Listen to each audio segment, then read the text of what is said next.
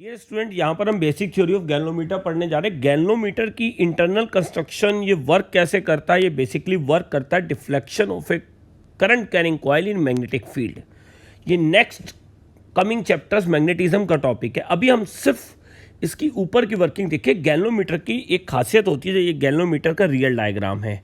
इसकी प्रॉपर्टी क्या होती है, अगर हम यहाँ पर वायर्स को कनेक्ट कर दें किसी सर्किट की और इसमें करंट आई फ्लो कराएं, यहाँ पर कोई प्लस माइनस टर्मिनल नहीं होते, तुम किसी भी टर्मिनल से करंट को इन और किसी भी टर्मिनल से आउट वाली करंट के टर्मिनल को ऐड कर सकते हो। तो जब इसमें करंट फ्लो करती है तो ये डिफ्लेक्ट होता है, और इसमें डिफ्लेक्शन ध्यान रखना है, इसमें डिफ्लेक्शन बहुत वाइड होता है। अगर करंट ऐसे इन हुई तो डिफ्लेक्शन इधर आएगा, ठीक है। अगर अब मैं यही करंट की डायरेक्शन को रिवर्स कर दूं, यानी अगर मैं सर्किट में करंट को आई ऐसे कर दूं तो डिफ्लेक्शन इधर आने की बजाय डिफ्लेक्शन इधर आएगा। तो गैल्वेनोमीटर की प्रॉपर्टी नोट करो, इसका जो पॉइंटर होता है वो दोनों तरफ मूव कर सकता है। अब गैल्वेनोमीटर का जो दूसरा बराबर में दिखाया गया, ये इसका एक डायग्राम है। बहुत सारे क्वेश्चंस में तुम सर्किट्स में जब हम दिखाएंगे गैल्वेनोमीटर को तो कई बार ऐसे दिखाया जाता है। ये एक ब्लॉक डायग्राम भी तुम्हें मिलेगा सर्किट्स में, एक टर्मिनल ए और एक टर्मिनल बी, और मिडिल में जीरो होता है गैल्वेनोमीटर में, हमेशा ध्यान रखना। तो ये ब्लॉक डायग्राम टाइप है जो कि सर्किट में बनाया जाता है। आपको जब प्रॉब्लम में हम दिखाएंगे यूज़ करेंगे तो हम इसी डायग्राम को यूज़ कर लेते हैं। तो इस सर्किट, क्योंकि इसके अंदर एक इंटरनल सर्किट है, एक कॉइल है जिसमें करंट फ्लो कराई जाती है, और वो कॉइल मैग्नेटिक फील्ड में प्लेस होती है, ठीक है। तो हम कॉइल किसी ना किसी कॉपर वायर से बनाएंगे, कुछ ना कुछ सर्किट यूज़ हुआ इंटरनल, वो सर्किट रेजिस्टेंस लेस नहीं हो सकता। जो इस ब्लॉक डायग्राम में दिखाया गया ये आरजी, ये गैल्वेनोमीटर का इंटरनल रेजिस्टेंस है। तो गैल्वेनोमीटर रेजिस्टेंस लेस नहीं होता। दूसरा, मान लो यहाँ पर हमने आई करंट फ्लो कराई और डिफ्लेक्शन अल्फा आ रहा है, तो ये जो अल्फा है इसकी वैल्यू करंट के साथ चेंज होती है। जितनी ज़्यादा करंट फ्लो करेगी उतना ज़्यादा डिफ्लेक्शन आएगा। तो हर एक गैल्वेनोमीटर का एक मैक्सिमम डिफ्लेक्शन रेंज होती है, इसको भी नोट कर लेना। तो अल्फा की एक मैक्सिमम वैल्यू अलाउड होती है। इसके आगे अगर हम करंट फ्लो कराएंगे तो वो फिर करंट को मेज़र नहीं कर पाएगा। जितनी ज़्यादा करंट होगी अल्फा बढ़ता चला जाता है। तो यहाँ पर एक पॉइंट और नोट कर ले हम, ये एक करंट होती है IG मैक्स, एक टर्म मिलेगी, इसे हम बोलते हैं मैक्सिमम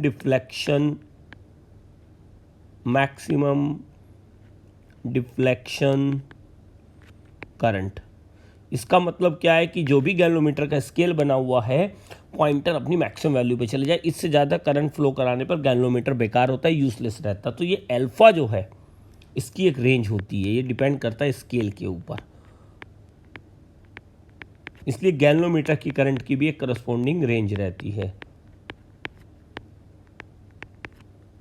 राइट।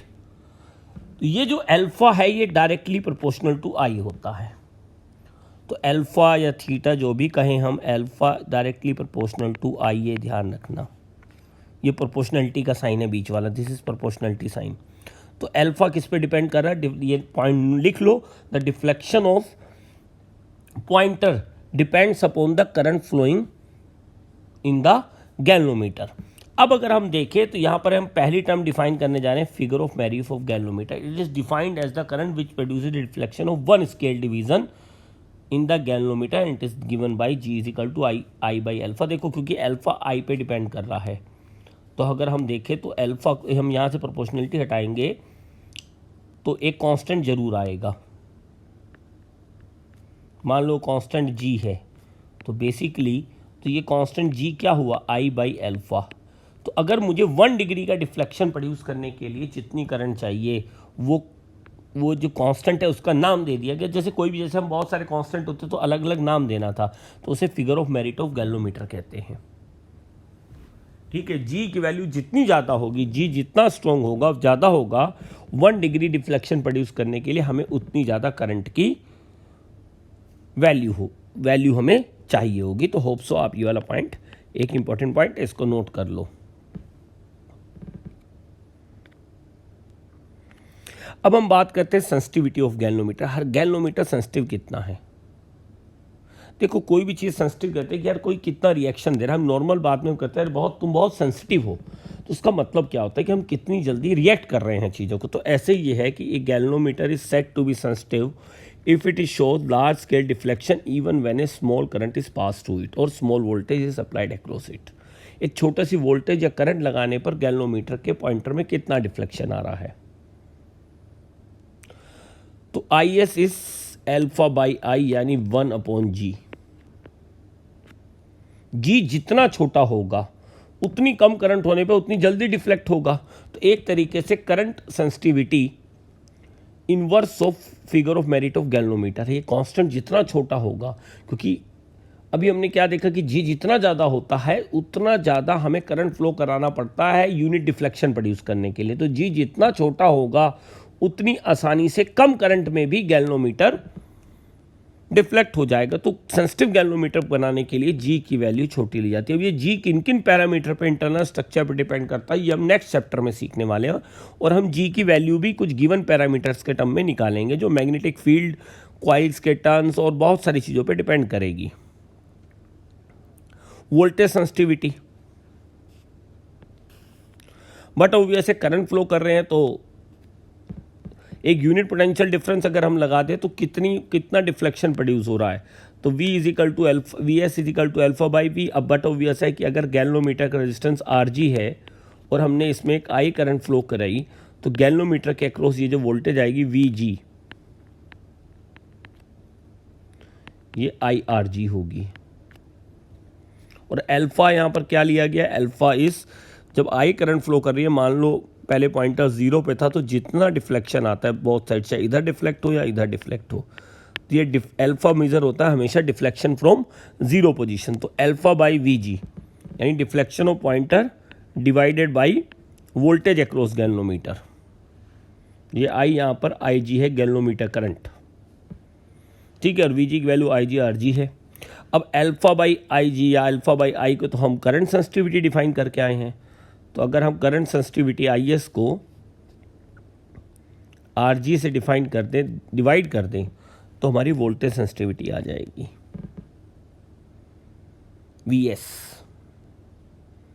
ठीक है। और यहाँ RG हमारा क्या है, resistance of galvanometer as we discussed earlier. तो ये 3-4 टर्म्स हैं, इन पे बेस छोटे छोटे से 1-2 प्रॉब्लम बनते हैं, जरा हम उसको सॉल्व कर लेते हैं, ठीक है।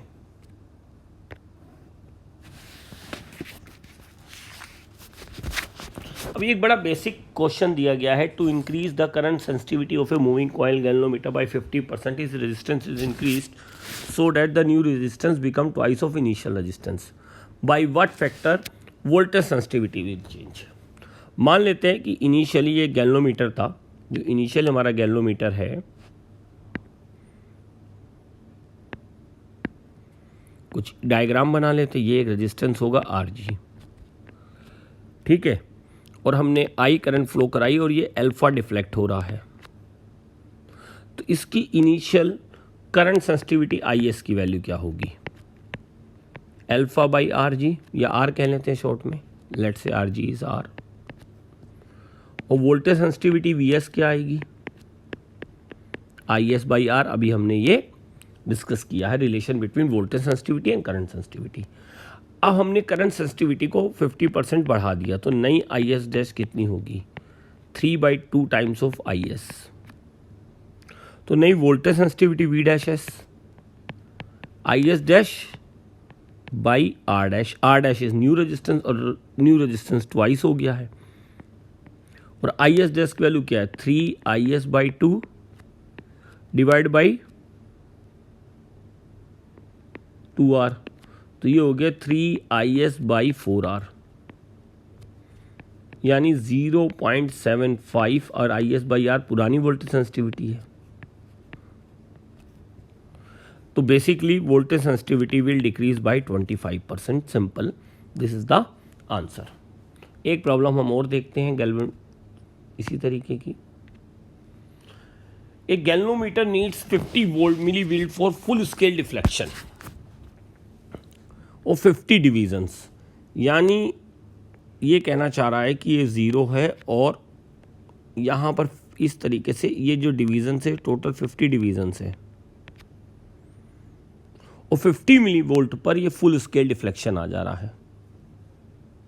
तो इसकी वोल्टेज सेंसिटिविटी बताओ। तो Vs की वैल्यू क्या है? Vs can also be written as alpha deflection produce divide by voltage applied.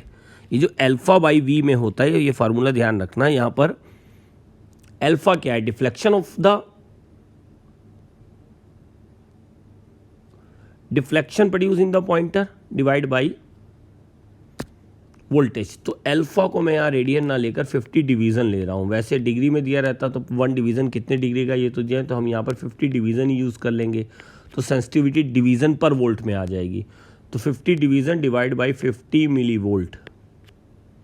तो इसको सिंप्लीफाई करें तो ये आ जाएगी 10 की पावर 3 डिवीज़न पर वोल्ट।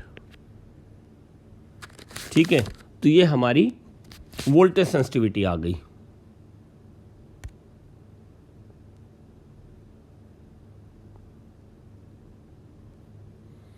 अब इसमें सेकंड पार्ट पूछा गया, what must be the resistance if the current sensitivity is 1 division micro ampere.